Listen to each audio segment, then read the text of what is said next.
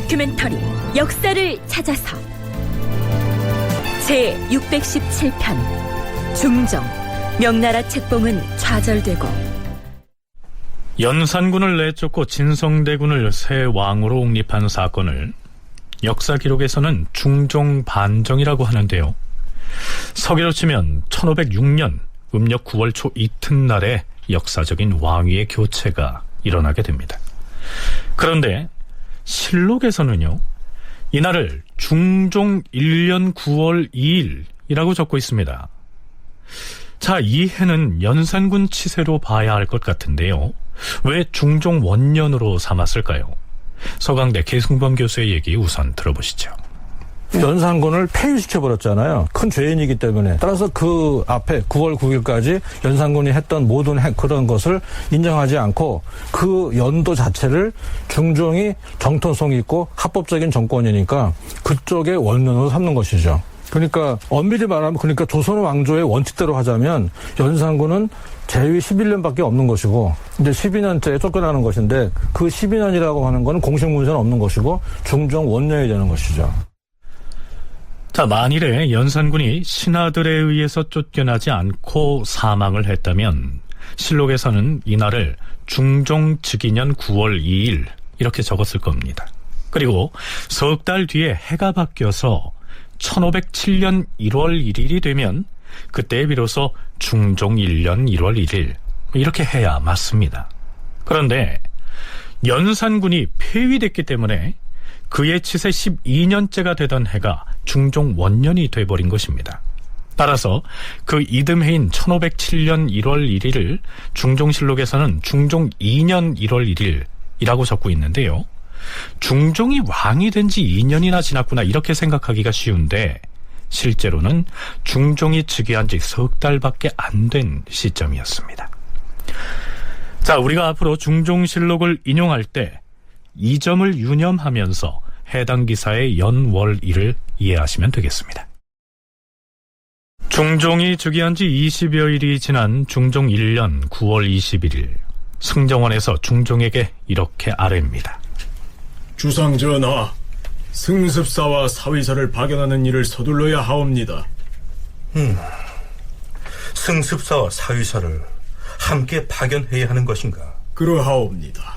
하면 누구를 보내는 것이 좋겠는가? 누구를 보내느냐 하는 것보다 먼저 승습사와 사위사가 가지고 갈 사목을 정해야 하옵니다. 그렇다면 당장 의정부의 삼정승과 육조의 당상관 및 재상들을 모이게 하여 승습사와 사위사가 가지고 갈 사목을 의논케 하라. 예, 주상전하.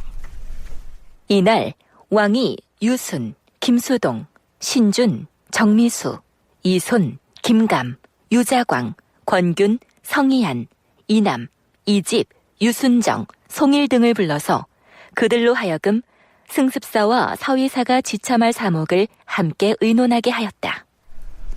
자, 여기에 나오는 말 중에 승습은 왕위를 물려받는 것을 의미하고요, 사위는 왕위를 물려주는 것을 뜻합니다.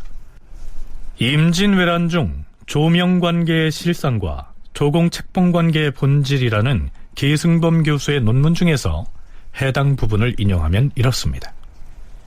승습이란 선왕을 이어서 새 왕이 즉위한 뒤 중국의 황제로부터 이를 승인받아 국왕으로 책봉을 받는 전체 과정을 의미한다.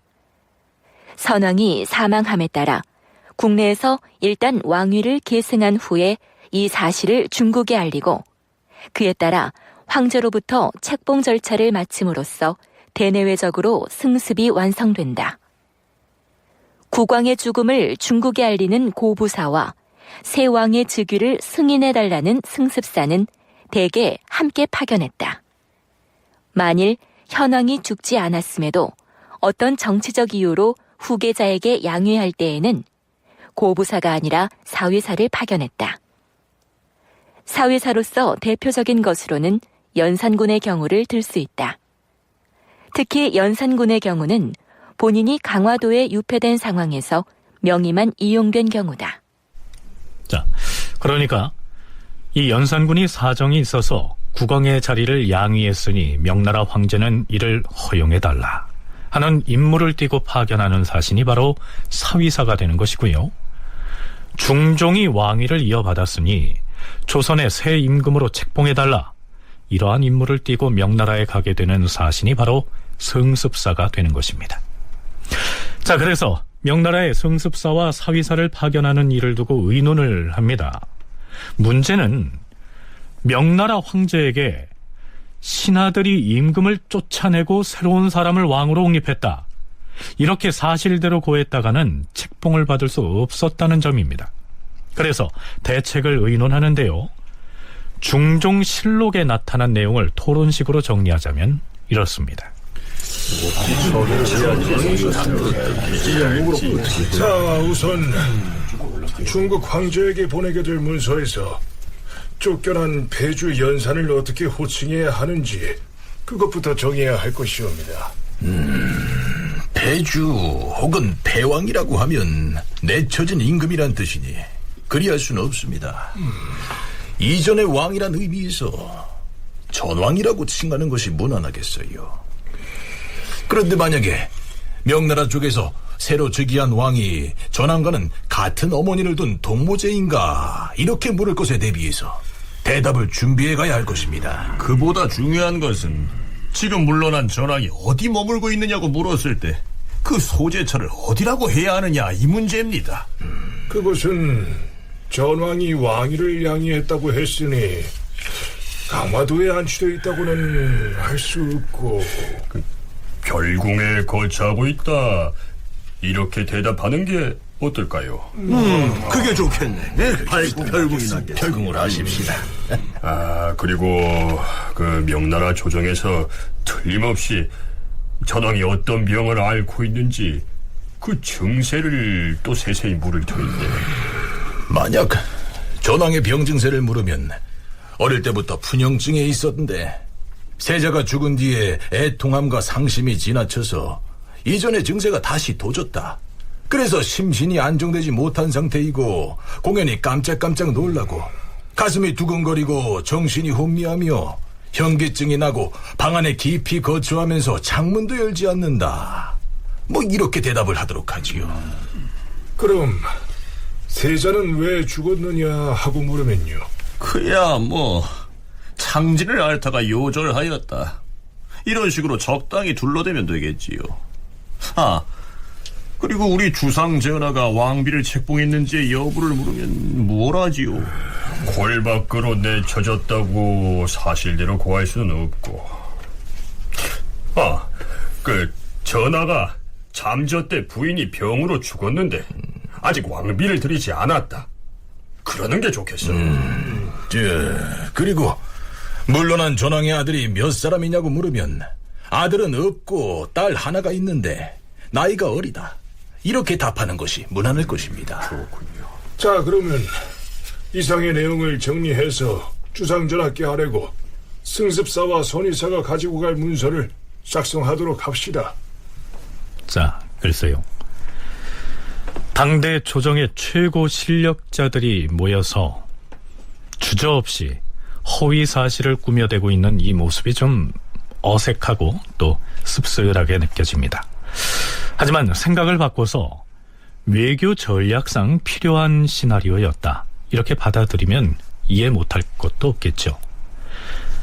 자, 앞에서 연산군의 아들인 세자는 창진, 즉 마마를 앓다가 죽은 것으로 처리하기로 전략을 세웠는데요, 이때 연산군의 아들은 실제로는 폐세자가 돼서 유배지에 있었습니다. 하지만 중국 황제에게 죽은 것으로 보고하겠다고 했으니 자, 이제는 정말로 죽어야겠죠. 승습사와 사위사의 파견에 관한 논의가 있고 나서 그 사흘 뒤인 중종 1년 9월 24일 영의정 유순을 비롯해서 김수동, 박원종, 유순정, 유자광 등이 빈청에 모여 의논을 한 뒤에 중종에게 이렇게 아뢰입니다. 주상전하, 폐주 연산군의 아들인 폐세자 이황, 창녕대군 이성, 그리고 양평균 이임 및 이돈수 등을 오래 살려두어서는 아니 될 것이옵니다. 모름지기 일찍이 처단하시옵소서. 폐세자 이황 등은 모두 아직 나이가 어리고 연약한데 과인은 차마 처단하지 못하겠습니다. 전하, 폐세자 이황 등의 일을 전하께서 측은한 마음으로 차마 결단하지 못하고 계시오나 오래 살려두어서는 아니되옵니다. 혹 뒷날에 뜻밖의 일이 생겨서 그 재앙이 죄 없는 이에게까지 미치면 참으로 작은 일이 아니옵니다. 주상전하, 전하께서는 사사로운 정을 끊고 원대한 염려를 하지 않으시면 안 되옵니다. 모름지기 온정에 치우치지 마시옵고 대의로 결단함으로써 무사람의 마음에 응답하시옵소서. 그들은 어리고 연약한데다 지금 유배지에서 고단하게 지내는 형국인데 살려둔다 한들 무슨 방해가 된다는 말이오. 이는 국가 대사이옵니다, 전하. 이것은 신등의 뜻일 뿐만 아니라 곧 일국 신민 모두의 뜻이옵니다. 신등이 전하께서 차마 못하시는 마음을 알지 못하는 바가 아니오나 여러 사람의 뜻이 이와 같으므로 마지 못하여 감히 품달하는 것이옵니다. 대의로서 결단하시옵소서. 대의로서 결단하시옵소서. 과인은 차마 처단하지 못하겠으나 경들이 종사에 관계되는 일이라 하니 과감히 그 뜻을 쫓도록 하겠소. 자, 이렇게 해서 강원도 정선에 유배돼 있던 폐세자 이황을 비롯해 경기도 평택에 유배됐던 창녕대군, 수기 이씨의 소생으로서 충청도 제천에 유배돼 있던 양평군, 황해도 우봉현으로 내쳐졌던 후궁의 아들인 이돈수 등은 모두 10살도 채 안 된 어린 나이들이었는데 결국 유배지에서 사약을 받고 세상을 떠납니다. 중종 반정 이후 승습 외교와 조명 관계라는 논문을 쓴 김경록은 이 상황을 다음과 같이 서술하고 있습니다. 연산군이 왕위를 사위하고 중정이 그 왕위를 무난하게 승습하기 위해서는 연산군의 직계 세자와 왕자는 제거돼야 했기 때문에 중국에 보낼 사신의 사목을 결정한 지 3일 후에 반정 세력과 제추 일품 이상이 폐세자와 왕자들의 사사를 건의하고 이를 관철시켰다. 이 과정에서 연산군은 중종으로의 사위를 위해서는 생존해야 했기 때문에 사사하지 않았으며 실제로는 강화도 교동에 안치했지만 사목에는 별궁에 거처한 것으로 정했다. 또한 정현 왕후의 소생이었던 중종과 폐비 윤씨 소생이었던 연산군은 사실은 이복 형제였으나 같은 어머니를 둔 동복 형제로 통보하였고 연산군의 질병도 꾸며서 알리기로 했다. 중종의 경우 신수군의 여식인 단경 왕후가 있음에도 잠저때 병사한 것으로 정하고 세자와 왕자들을 모두 사사한 뒤에 왕위 계승권이 없는 공주만 한 명 있는 것으로 꾸몄다. 전체 9개 항목 중에서 사실을 언급한 것은 3개 항목이고 6개 항목이 거짓이었다. 드디어 9월 27일 중국에 갈 사신단이 꾸려집니다. 지중추부사 김응기가 사위사로, 동지 중추부사 임유경이 승습사로 임명돼서 북경을 향해서 출발을 합니다. 사신이 지참한 주문은 연산군이 쓴 것으로 꾸며졌고요. 그 내용은 이렇습니다. 참고로 연산군의 본명은 이휘입니다. 조선 국왕인 신이휘는 왕위 사퇴를 청하는 일로 삼가하립니다.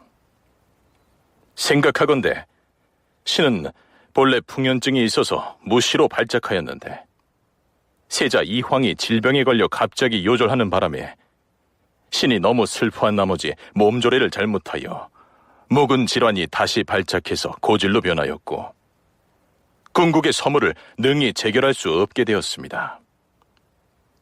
우러러 생각하건대 천자의 권명과 선조의 가업을 받들어 지키는 일을 감당하지 못하여 어찌할 바를 모르겠습니다.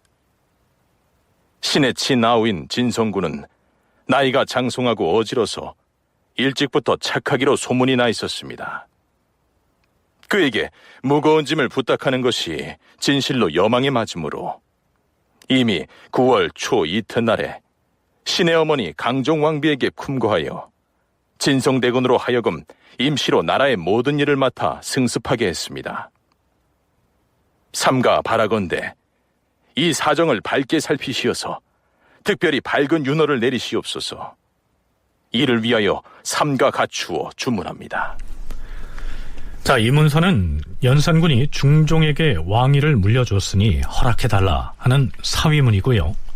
이와는 별도로 중종의 목소리로 내가 부득이하게 연산군으로부터 왕위를 이어받았으니 허락을 해달라, 이렇게 황제에게 청하는 내용의 승습문을 별도로 작성하게 됩니다. 신은 승습을 청하는 일로 삼가 아래입니다. 국왕은 세자 이황이 요절한 뒤부터 너무 슬퍼한 나머지 몸조리를 잘못하여 옛 질환인 풍연증이 더욱 심해졌으므로 군국 서무를 능히 재결할 수 없었습니다. 신은 왕의 친아우가 되므로 임시로 왕위를 승습하게 되었습니다.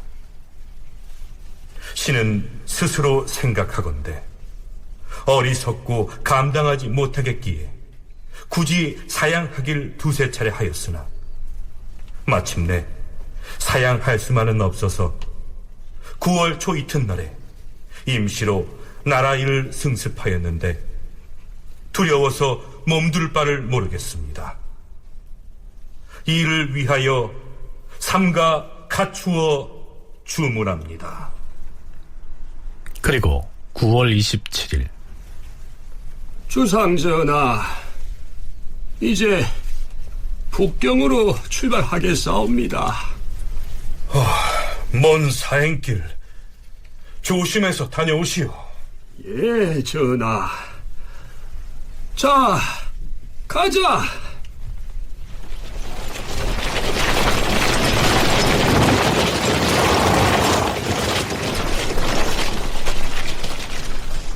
자, 글쎄요, 과연 이들이 선의와 승습사절로서의 의무를 무난하게 수행하고 돌아올까요?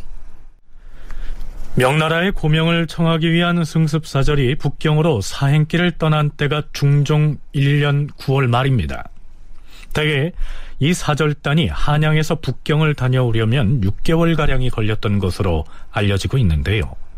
그 승습사절이 아직 돌아오지 않은 중종 2년 윤 1월 25일 조선조정에서 김공저 박경의 옥사라고 하는 대형 사건 하나가 터져나옵니다. 박원종, 유자광 등 반정을 주도한 인물들을 제거하려는 음모가 발각된 것인데요. 자, 우선 서울대 규장각 한국학연구원 송웅섭 선임연구원의 얘기 먼저 들어보시죠. 김공조 같은 경우는 이제 의원이고, 그래서 연산군 시절에 연산군으로부터 상을 여러 차례 받아서 그것이 이제 계속 문제가 되고 있는 그런 사람이었고, 박경 역시도 지금 이 사건에 거론되고 있는 사람들 가운데 조광조도 있고, 심정도 있고, 남곤도 있고, 뭐 이러한 그 당시 그 명망 있는 인사들과 두루 친분이 있었던 이런 사람들로서 어떻게 이 반정을 했는데 정치가 이렇게 이루어지냐. 그래서 반정 주도한 사람들에 대한 불만들을 얘기하고 저 사람들 다 갈아야 되는 거 아니야? 라고 하는 어떤 그런 논조로 여러 사람들한테 이제 의견도 물었고, 너는 어떻게 생각해? 나는 이렇게 생각해. 뭐라고 하는 불만 섞인 얘기들이 이제 이루어지고 있었는데, 반정 핵심 공신들을 거론하고 있다는 것 자체가 굉장히 위험했던 것이죠. 자, 그럼 어떻게 된 사건인지 살펴보시죠. 전하, 큰일 났사옵니다. 반역 사건이. 아니, 큰일이라뇨. 무슨 일인데? 뭐라고? 반역 사건? 사건을 고변하겠다고 나타난 이 사람은 공조 차음이 유승조였습니다. 의관 출신인 김공조가 집을 빌려서 시내 이웃에 와서 살고 있사옵니다. 그런데 이달 초에 그가 시내 집에 와서는 무서운 말을 했사옵니다. 무서운 말이라뇨. 무슨 소리를 했다는 것이오? 김공조가 이렇게 말했사옵니다. 요즘 좌상이 하는 짓을 모르는가? 폐주인 연산군이 데리고 놀던 옛 궁궐 라인들을 데리고 다니면서 빈객접대를 하느라 정신이 없다니까. 그리고 반정이 성공한 뒤에 그 공을 논할 때 유자광이라는 자가 무슨 짓을 하는 줄 아는가? 그 자가 자기 고향 사람들을 마구 공신록에 올려놓은 바람에 거사가 있던 날 밤에 실제로 시위에 참여했던 군사 중에서 공신이 못된 자들이 모두 분해서 이를 갈고 있다네. 또한 자네 요즘 별자리가 수상하다는 사실을 알고 있는가? 요즘 하늘에서 성변이 일어나고 있으니 큰 변고가 생기지 않을까 걱정이야. 앞에서 김공저가 말한 좌상이란 좌의정 박원종을 일컫습니다. 반정을 주도했던 그가 연산군이 데리고 놀던 흥청 등을 많이 차지하고서 유흥을 즐긴다는 소문이 널리 퍼져 있어서 여러 사람들의 눈총을 받았던 모양이죠. 자, 하지만 여기까지 들어서는 반역 사건을 모의했다고 할 것까지는 없는데요. 유승조가 고변한 바에 따르면 김공저가 다시 찾아와서 또 이런 얘기를 나눴다는 것이죠. 박원종, 유자광 이 두 정승이 요즘 마음대로 방자하게 굴고 있는데 이 머지않아 광망한 무리들이 그 자들을 공격할 것이야. 아니, 어떤 사람이 그 두 정승을 공격하려고 한다는 말인가?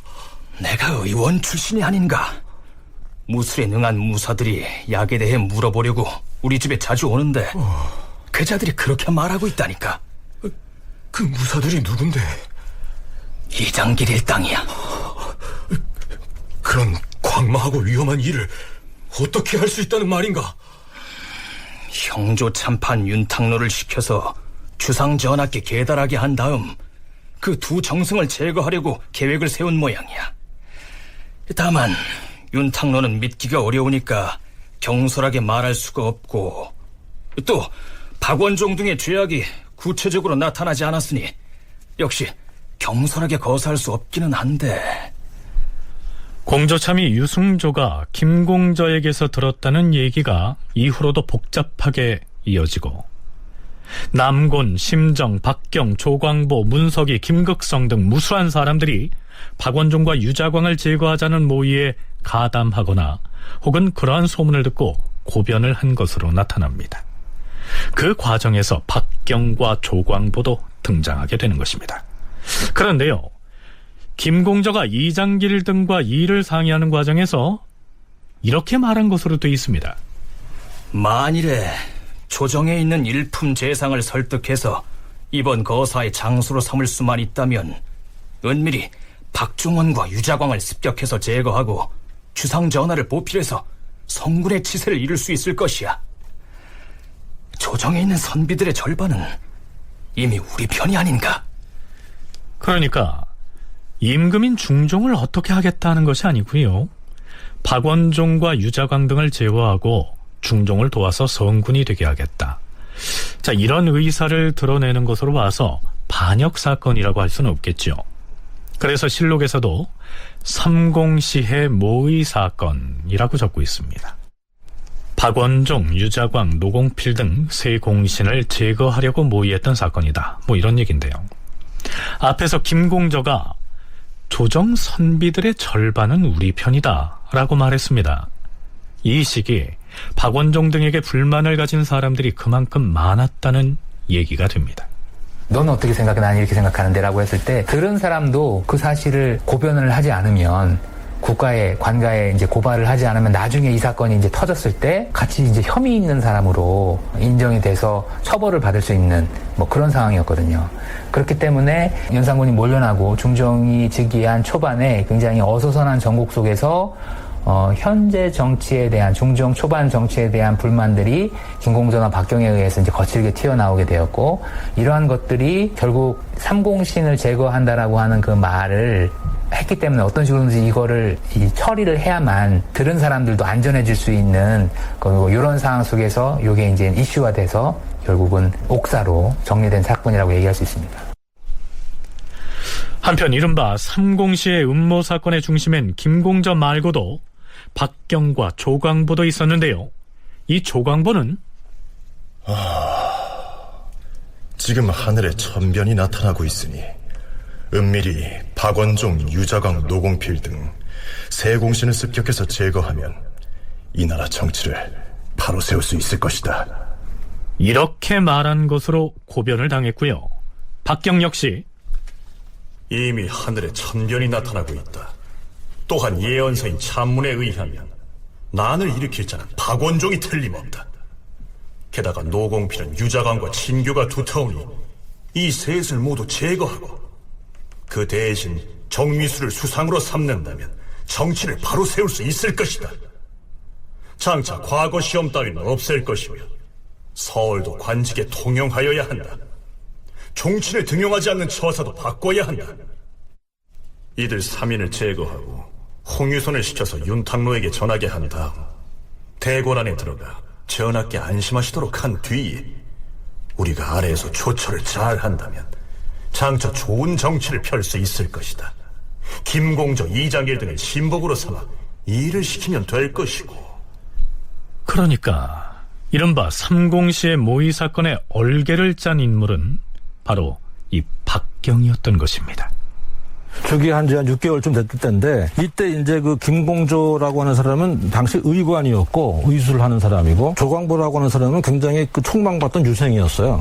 근데 이 두 사람이 조정이 돼가지고 박원종을 제거해야 하겠다. 유자광도 제거해야 하겠다. 유자광이 아직까지는 붙어 있었거든요. 그러니까 그러면서 이제 모의하고 뭘 거사하려고 했는데 실제로 보면은 군대를 동원한다거나 이렇게 무력을까지 준비한 것 같지는 않고 그 얘기가 새어나가서 누가 고변을 해가지고 이제 붙잡히게 된 케이스입니다. 그래서 엄밀히 말하면 영모까지는 모르겠고 하여간 타이밍이 일단 중요한 게 어찌됐든 이 사건은 모의 단계에서 워낙 여러 사람들에게 알려진 탓에 그 소문을 들은 사람들이 다투어 고변을 하는 바람에 탄로가 나게 됩니다.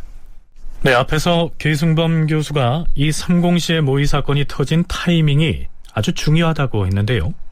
무슨 뜻일까요? 이들이 이 사건을 모의할 즈음에는 명나라의 고명을 청하러 갔던 승습사절단은 아직 한양에 돌아오지 않은 상태였습니다. 그럼에도 계승범 교수는 이 사절단이 중국에 가서 연산군이 물러나고 중종이 새로운 왕이 된 사실을 중국 조정에 이해시키는 데에 실패했다는 사실을 박경이나 김공저 등이 이미 알고서 거사를 모의했을 거라고 얘기합니다. 자, 어떻게 그것이 가능했을까요? 북경에 가면 예부에서 가서 이제 하고 거기서 논의를 거쳐가지고 그 결정이 예부에서 나오면 그 결과를 가지고 이제 그 사신으로 갔던 주청사가 이제 한양에 돌아와서 이제 보고하는 것인데 당시의 전례는 뭐냐면은 북경에서 이제 다 공무를 마치고 결과를 받은 이제 글이 있지 않겠습니까? 그 자문이 있으면 그 자문의 내용을 필사해서 먼저 그 통사한테 보냅니다. 이것을 앞선자 올내자에서 선내 통사라고 하는데 그러니까 공식 문서는 실제 주청사가 공식 사신이 들고 계속 일정에 따라서 한양으로 오는 것이고 그 결과의 내용은 필사를 해가지고 통사한테 보내면 이 사신이 한양에 오는 것보다 한 최소 열흘 이상 빨리 도착합니다. 그러니까 뭐냐면은 이 실제 사신이 와서 복명하기 전에도 이미 한양 조정에서는 결과를 다 아는 거죠. 그러니까 중종 1년 9월 말에 북경을 향해 떠났던 사절단이 명나라 조정 예부에 가지고 간 연산군 명의의 사위 관련 문서와 중종 명의의 승습 관련 문서를 제출하고 미리 준비한 대로 이런저런 보충 설명을 했겠죠. 그럼에도 불구하고 명나라 조정에서는 연산군을 폐하고 중종이 왕위를 승습했다는 사실을 인정하지 않습니다. 고명사절단이 그 목적을 달성하는 데 실패한 겁니다. 그래서 사신인 김응기는 통사, 즉 사절단을 따라갔던 통역관에게 중국 조정으로부터 받은 답변서의 사본을 만들게 한 다음에 비록 우리 고명사절단이 명나라 조정을 이해시키는 데에는 실패하였으나 지금 한양에서 주상 전하께서 결과를 매우 궁금해하고 계실 터이니 통사는 말을 몰고 먼저 달려가서 이 결과를 고하도록 하라.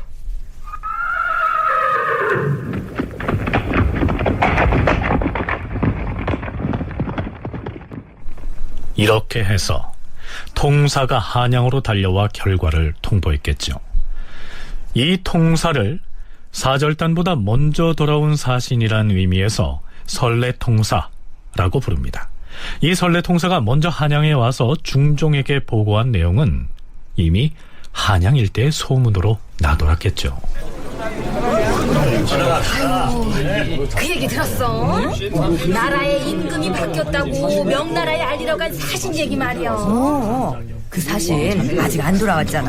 사절단은 아직 안 왔는데 그 통사인가 무엇인가 하는 사람이 미리 와서 임금한테 보고를 했대. 어떻게 됐대? 명나라에서 연산군을 몰아내고 진성대군이 새 임금이 된 건 인정했대? 아니, 거절당했다는 거요. 연산군이 한참 젊은 나이인데 죽은 것도 아니고 몸이 아파서 임금 자리를 스스로 양보하고 물러났다고 하는 말은 믿을 수가 없다, 뭐 그랬다지 아마. 아휴, 하기야 명나라에서는 우리나라 사정을 모르고 있었으니까 믿기가 어렵겠지. 아휴, 그냥 임금이 하도 나쁜 짓을 많이 해서 쫓아내고 새 임금을 모셨다, 이렇게 사실대로 말해버릴 거지. 까짓것. 그러게 말이야. 아니, 조선나라 임금 바꾸는 건 우리가 알아서 할 일인데 명나라 황제한테 꼬박꼬박 고하고 허락을 받아야 하나. 그러게. 중종 반정 이후 승습 외교와 조명관계라는 논문에서 저자인 김경록은 이렇게 기술하고 있습니다. 연산군의 패정에 대한 개혁을 명분으로 일어난 것이 중종 반정인데 그 반정 군주로서 중종은 현실적, 명문적 측면에서 명나라로부터 왕위를 인정받아 정치 권력의 정당성을 확보함으로써 백성들로부터 자발적인 복종을 담보할 수 있었기 때문에 중국의 고명은 중종 즉위 과정에서 필수적인 사안이었다. 중종대 정치적 중흥의 모색은 성공적인 왕권의 정착을 통해 가능하였으며 이를 위해서는 명나라의 최종 승인이 필수적이었다. 그런데 중종으로서는 바로 이 필수적인 과정에서 제동이 걸린 것입니다. 김경록은 같은 논문에서 특히 황제 중심의 중앙 집권적인 통치 구조가 강화된 명나라와는 달리 신하에 의해서 군주가 선택되는 택군의 사례가 발생했다는 점에서 이 중종 반정은 명으로부터 인정받기가 어려웠을 것이다, 이렇게 분석하고 있습니다. 자, 어찌됐든 설레통사관이 한양에 돌아온 이후에 명나라에 갔던 승습 외교사절단이 명나라 조정으로부터 중종의 즉위를 인정받지 못하고 거절을 당했으니 이 중종은 물론이고요, 반정을 주도했던 박원종 등도 매우 당황했겠죠. 거절되었다. 다 당황하고 국가 비상사태고 그럴 상태에서 공천 책봉을 놓고 불만이 많았는데 대표적인 원흉이 박원종이라고 하지 않습니까? 이것도 딱 보면 박원종을 제거한다 그러는 것이죠.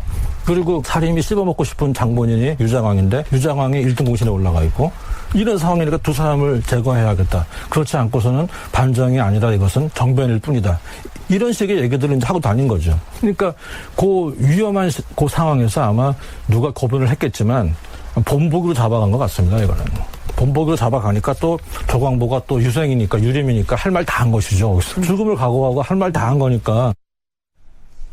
명나라와의 승습 외교가 1차적으로 실패한 결과로 나타나자 중종이나 박원종 등으로서는 매우 당황스러웠겠지만 이른바 삼공시의 사건을 모의하던 김공저 또 박경 등은 기회가 왔다, 이렇게 생각했겠죠.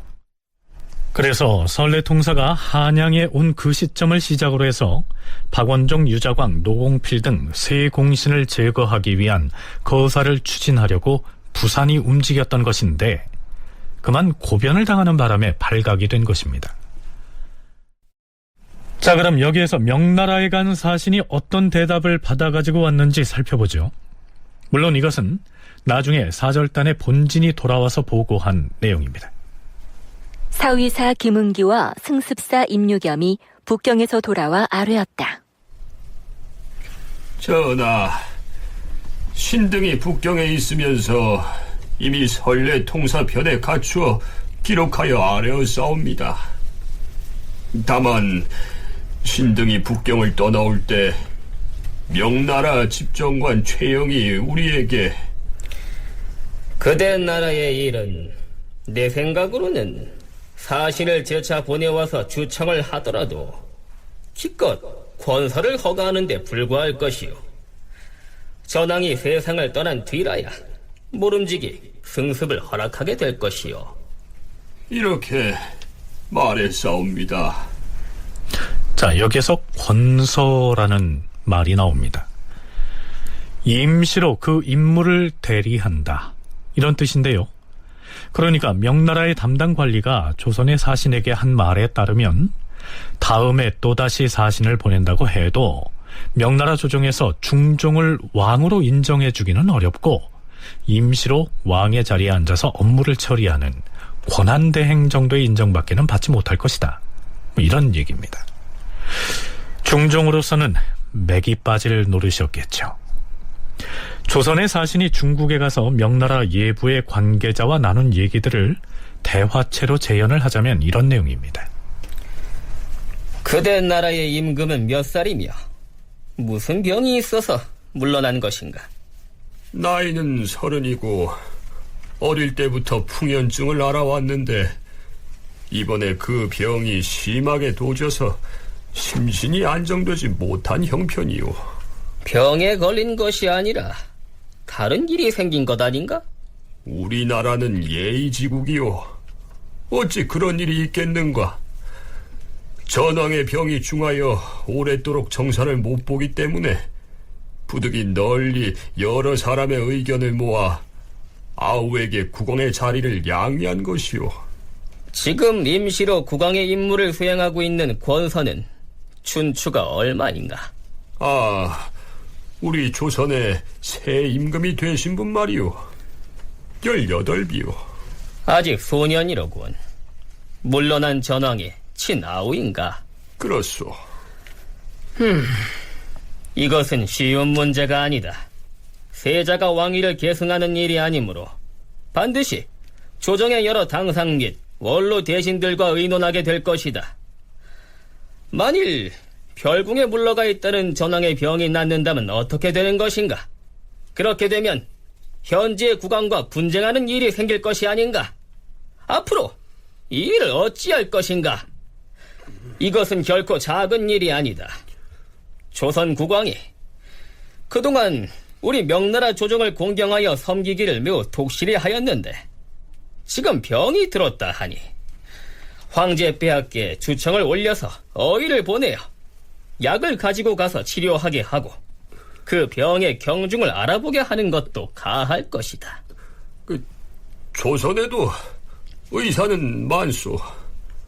의원을 보내실 것까지는 없을 것이오. 그리고 만일 국왕의 병이 위중하다면 왕위를 물려주고 물려받는 일에 관하여 나라 사람들이 두루 합동으로 황제 폐하께 주청을 하는 것도 가한데 어찌하여 병에 걸린 당사자인 전왕이 왕위를 넘겨주겠다고 스스로 청하여 사위문을 적어보낸 것인가? 왕이 임금 자리를 양회하지 않고 세상을 떠났으면 의정부에서 주청을 하는 것이 준례이오. 그러나 이번엔 전왕이 대비에게 왕위를 넘기겠다고 품하여서 친히 양회한 것이고 새 임금은 사양하지 못하여 임시로 왕의 자리를 맡아 국사를 보게 된 것이오. 그렇다면 대비인 강정왕비가 어찌하여 단독으로 우리 황제에게 주청하지 않고 병든 왕이 도리어 자리를 물려주겠다고 주청하는 것인가? 왕비는 부인이라 황제께 주다라는 것은 예에 맞지 않아 그런 것이오. 내가 조선 왕의 승습하는 일에 대하여 힘써 도모를 하겠지만 우리 명나라 조정에서도 반대하는 사람이 많다. 특히 좌시랑 왕화는 이 일을 제기하면서 조선에 사람을 보내서 조사를 한 뒤에 습봉을 허가하겠다고 한다. 다른 시랑 역시 병든 국왕이 사망한 뒤에나 습봉을 허락하도록 하자고 주장하니 나로서도 어찌할 수가 없다. 자, 대개는 이런 사유를 들어서 중종이 왕위를 승습하는 것을 인정하지 않았던 것입니다. 자, 그럼 다시 김공저 박경의 옥사 문제가 어떻게 처리되는지 이른바 삼공시의 모의 사건을 다루고 있는 현장으로 가보시죠. 의정부 삼정승을 비롯하여 부원군 이상 그리고 의금부 당상과 금부 난관들을 나누어 보내서 박경, 김공저, 이장길, 조광보 등을 비롯하여 이 일에 관련된 사람들을 모두 잡아다 추구하게 하라. 오늘 과인은 경연에 나아가지 아니하고 국문장으로 갈 것이다.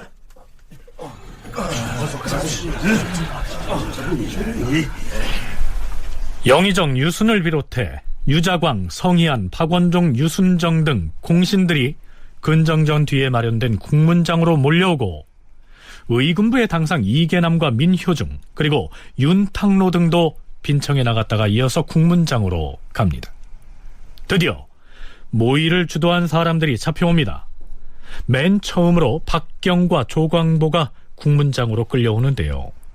자, 이 실록에서는 이 조광보를 매우 부정적으로 묘사하고 있습니다. 박경이 국문장으로 먼저 나오고 조광보가 다음에 왔는데 조광보는 미친 사람이었다. 그는 처음 대궐들에 이르러서는 큰 소리로 글을 외우는 등 미친 사람의 태도가 현저하였다. 송웅섭 연구원은 이 조광보가 뒷날의 실력자로 등장하는 조광조와 친척관계라고 얘기합니다. 여기에 이제 조광좌라고 하는 사람도 있는데 다 조광조의 인척들입니다. 그런 그 가까운 그 집안 사람들인데 그러니까 그 비슷한 연배에서 서로 반정은 이루어졌지만 여전히 불만 있는 부분들에 대해서 이제 얘기하고 있고 조광보는 약간 그 당시 사람들에게는 광인이라고 얘기가 될 정도로 굉장히 발언이 독특했던 사람이고요. 김갱필을 언급한다거나 유자강을 언급한다거나 이런 거는 사실 조광보의 그 발언들이었어요. 그래서 그 당시 가지고 있었던 이러한 일반 사대부들의 그런 불만들이 조광보라고 하는 이런 독특한 캐릭터의 목소리를 통해서 더 적극적으로 요 김공조 박경 사건 때 이제 드러났던 것이라고 이제 볼 수 있습니다. 자, 그렇다면 실록에서 미치광이처럼 묘사하고 있는 조광보가 국문장의 추국관들과 어떤 얘기를 주고받는지 들어보시죠. 참으로 우습구나. 아니, 유자광 같은 소인배가 어찌하여 이곳 국문장에 나와서 앉아있을 수가 있느냐. 무오년 사화 때 지조 있는 선비들을 모함하자가 바로 유자광 저자다. 김종직 또한 저자 때문에 주륙당한 것이 아닌가? 그런 자가 지금 또 무슨 일을 하려는 것인가? 당장이라도 주상전하께서 사용하시는 상방검을 잠시만 나에게 내려주신다면 간사한 신하의 머리를 베고 밝은 임금을 모시고 어진 정승을 얻어서 좋은 지세를 보이려고 했는데 원통하구나. 지금 그대가 말한 간사한 신하가 누구인가? 방금 말하지 않았는가? 유자광이다. 저기 앉아있는 박원종에게도 묻겠다. 이놈이 어진 임금을 추대하였으니 그 공이 과연 크다는 점을 인정하겠다. 그런데 어찌하여 너희 집에다 패왕 연산군이 데리고 놀던 궁중라인들을 데려다 두고 있는 것인가? 그리고 저기 성희안, 이놈에게도 묻겠노라. 지난날 한운이 너를 가리켜 이름난 유학자라고 칭송한 일이 있었다. 그런데 지금은 어찌하여 저 유자광 같은 자와 함께 일을 하는 것인가? 유자광이 내물러준 면화를 받고서 거기 넘어가서 그리 된 것인가? 자, 실록에서는 조광보를 미치광이로 묘사하고 있습니다.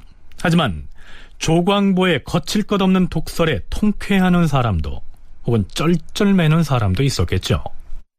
송웅섭 연구원과 계승범 교수의 얘기입니다.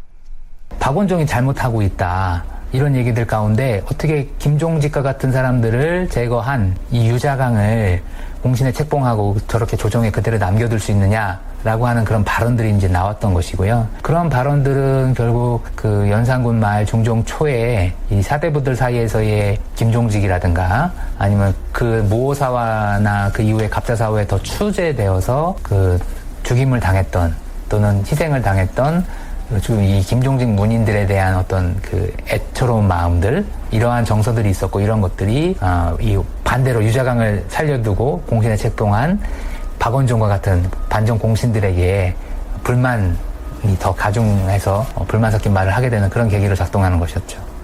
가장 중요한 게 박원종이 제일 타겟이었는데 성희안한테 한 거는 조롱이죠. 네가 그렇게 큰 유신으로서 네가 왜 그 자리에 있니? 이런 식인데 비해서 박원종에 대해서는 그 공신책봉하는 거, 권력 남용하는 거, 이 문제를 노골적으로 공개를 하죠. 그러니까 이때는 보면은 사람들이 그 조광보 얘기가 상당히 맞다. 그런 민심이 서울 이 장안에 퍼져 있다고 봐야 합니다. 그러니까 이 3대장 쪽에서 볼 때는 자기들도 이게 공신 책정한 거 가지고 얘기를 하자 그러면 자기들도 할 말이 없는 거죠. 그러니까 뭐냐면은 역모를 꾀했다고 해서 빨리 죽여버리고 이제 빨리 사건을 덮는 것이 낫다는 것이지만 이제 주기하고 첫 번째 보낸 책봉 주청이 거절당한 상태니까 당황스럽고 다들 위기를 느끼는 상태에서 편만에 있는 잠재 세력들을 한번 본보기로 제거할 겸 해서 조광보는 국문장에 나와 있던 사관들에게도 한 사람씩 지목해가면서 훈계초의 말을 남깁니다.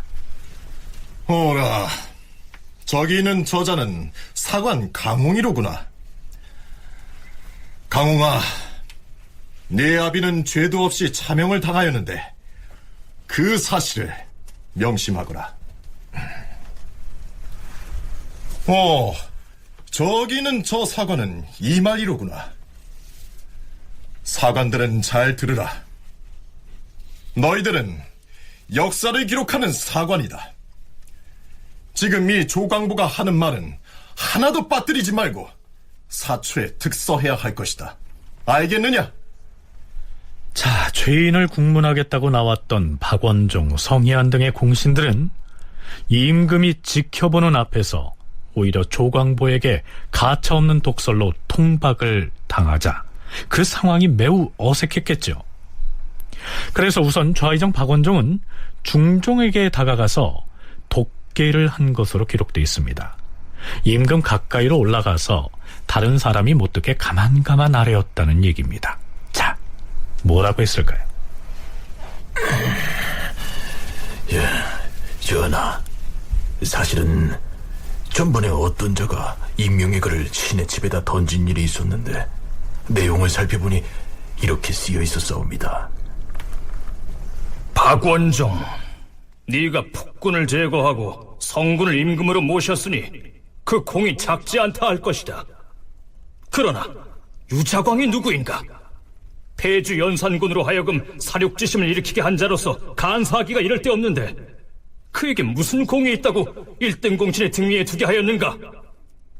그 자는 지난날 수령 20여 명을 죄 없이 논개하여 파직시킨 자이기도 하다. 또한 회령부사 최윤희는 무슨 죄로 논개하여 파직하였는가? 나는 유식한 사람이라 여기까지만 말하겠다.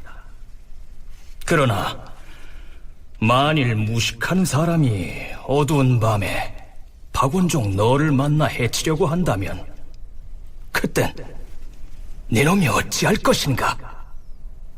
이런 내용이었사옵니다. 신이 지금 와서 생각해보니 그 임명의 투서는 필시, 박경, 김공저, 조광보 이 무리의 소행이었을 것이옵니다. 자, 박원종의 이 이야기를 18살짜리 어린 중종이 어떻게 받아들였는지 혹은 어떤 반응을 보였는지 그것은 알 길이 없습니다. 자, 그런데요, 박원종이 중종에게 독계를 하고 내려오자 조금 전에 역시 조광보로부터 조롱 섞인 한마디를 들었던 성희안도 중종에게 뭔가 할 말이 있었던지 다가옵니다. 전하, 얼마 전에 박원종, 유자광, 노공필 등 삼공을 명나라 서울에 보내는 문제를 논할 때 신이 왜 삼공을 보내서는 안 된다고 했는지 아시겠사옵니까? 바로 삼공을 해치려는 저자들 때문이었사옵니다.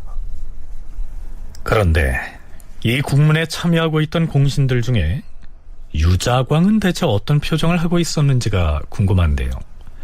유자광은 조광보로부터 가장 모욕적인 말을 들었는데도 박원종이나 성희안과는 다르게 중종에게 아무런 변명을 하지 못합니다. 그는 그럴 처지가 못 됐던 겁니다. 앞에서 소개한 조광보의 말 중에 유자광이 연산군을 부추겨서 무오사화를 일으킴으로써 많은 사람이 살육을 당했다라고 했는데요. 예종 때 남이를 참소해서 죽게 만든 사건 이래로 입 달린 선비들은 모두 그를 간신의 대명사처럼 여기고 있었기 때문에 누구도 그의 편이 돼주려고 하지 않았던 것입니다. 자, 앞에서 박원종이 자기 집 마당에 던져진 투서의 내용을 중종에게 고하면서 그 투서에 적힌 유자광에 대한 비난 부분을 그대로 옮겨서 얘기한 것만 봐도 이제는 박원종 등마저 그의 편이 아니라는 점을 짐작하게 합니다. 남이를 고변한 것으로 인해서 이제 공신에 오르게 되고, 성종대도 그렇게 계속 성종 즉위 이후부터 상소를 막 그렇게 막 적극적으로 올려가지고 나는 이런 사람입니다.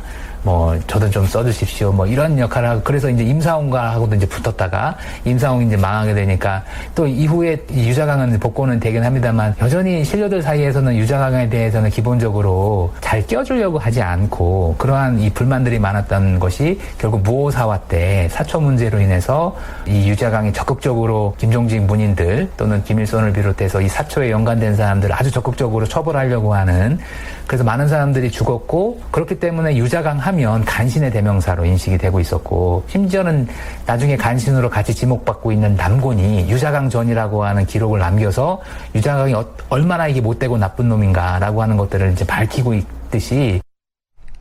자, 이윽고 조광보는 자신을 결박하려고 하는 형리를 향해 누가 감히 나를 결박하려 하였느냐? 니놈들이 나를 희롱하려는 것이냐? 이렇게 큰 소리를 쳤으나 곧 엎드리게 하고서 형장을 내려치자 큰 소리로 통곡을 한 것으로 기록되어 있습니다.